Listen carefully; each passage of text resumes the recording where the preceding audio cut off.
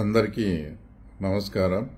తర్వాత ముఖ్యంగా మాజీ ముఖ్యమంత్రి జగన్మోహన్ రెడ్డి గారు పులివెందుల పర్యటనకు వస్తున్న సందర్భంగా అక్కడున్న వైఎస్ఆర్ పార్టీ ముఖ్య నాయకులకు తర్వాత క్యాడర్ కూడా ఒక చిన్న మనవి.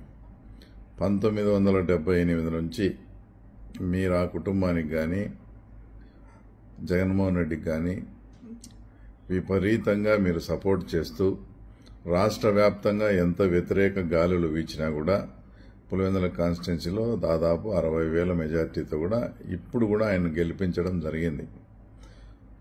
అయితే పులివెందుల్లో ఒక పాడా అనే ఒక ఆర్గనైజేషన్ను స్థాపించి దాని ద్వారా మీరందరూ కూడా అనేక రకమైనటువంటి పనులంతా కూడా చేయడం జరిగింది. నాకు తెలిసి ఆ పనులు ఒక 650 నుంచి 700 కోట్లు అంతా కూడా మీకు బిల్లులు రావాల్సిన పరిస్థితి ఉంది. మీరంతా కూడా గతంలో మేము నీరు చెట్టు బిల్లులు వాళ్ళకు రాకుండా మీ ప్రభుత్వం అంతా కూడా ఇబ్బంది పెట్టడం జరిగింది. మన ప్రభుత్వము అలాంటి ఇబ్బంది మాకు పెడితే రేపు మా పరిస్థితి ఏంటి, మా బిల్లులు మాకు ఇప్పించండి మహాప్రభు అని మీరంతా కూడా అనేక సార్లు ముఖ్యమంత్రి గారిని కానీ ఎంపీ అవినాష్ రెడ్డిని కానీ మీరంతా కూడా అడగడం జరిగింది. ఇస్తాంలే, మీకు ఆ ఇబ్బంది రానివ్వలే అని మీకు మాయమాటలు చెప్తూ మభ్య పెడుతూ, ఇంకా దారుణమైన విషయం ఏంటంటే కౌంటింగ్కు 4వ తేదీ అయితే దానికి 2-3 రోజుల ముందు అంటే 1వ తేదీ పులివెందుల హాస్పిటల్కు ఒక 100 కోట్లు కానీ మిగతా వాళ్లకు తనకు ఎవరైతే అంటే పెద్దిరెడ్డి రామచంద్రారెడ్డి సంస్థలకు కూడా బిల్లులు ఇవ్వడం జరిగింది. ఆ బిల్లులు ఎందుకు ఆయన ఇస్తున్నాడో మీకు ఇవ్వకుండా ఇంతగా వాళ్ళను నెత్తిన పెట్టుకొని చేసిన మీకు కాకుండా వాళ్ళకు ఎందుకు బిల్లులు ఇచ్చాడంటే దాంట్లో వచ్చే 10% కమిషన్ ఆయనకు పోతుంది. మీకు బిల్లులు ఇస్తే మీ నుంచి కమిషన్ రాదు కాబట్టి ఆయన బిల్లులు వచ్చి పాడా బిల్లులు ఇవ్వలేదనే విషయం ఇప్పటికైనా మీరందరూ కూడా తెలుసుకోవాల్సిన సందర్భం. తర్వాత అటు బిల్లులు ఇవ్వకపోగా వాళ్ళందరికీ ఇచ్చి ఈరోజు మళ్ళా ఈరోజు అంతా కూడా మీ మధ్య దగ్గరికి వస్తున్నాడు. ఏనాడైనా కానీ ఆయన అధికారంలో ఉన్నప్పుడు ఇట్లా పులివెందుల పర్యటనకు వచ్చి 2-3 రోజులు ఉండి ఏదైనా కానీ కార్యకర్తలను కానీ ముఖ్య నాయకులను కానీ కలవడం ఏమన్నా జరిగిందా? అది కూడా మీరు ఆలోచన చేయండి.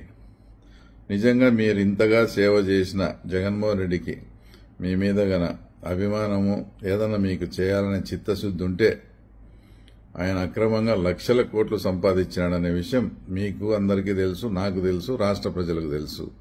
తర్వాత నేను బిల్లులు ఇవ్వలేకపోయినాను, నన్ను 60,000తో మెజార్టీతో నా ప్రజలు గెలిపించారు.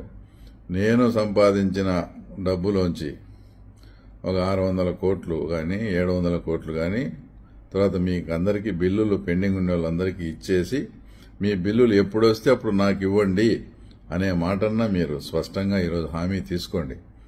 అలాగనే నిజంగా జగన్మోహన్ రెడ్డి చేసిన పక్షంలో మేము కూడా నిజంగా జగన్మోహన్ రెడ్డికి హ్యాట్స్ ఆఫ్ చెప్తాం.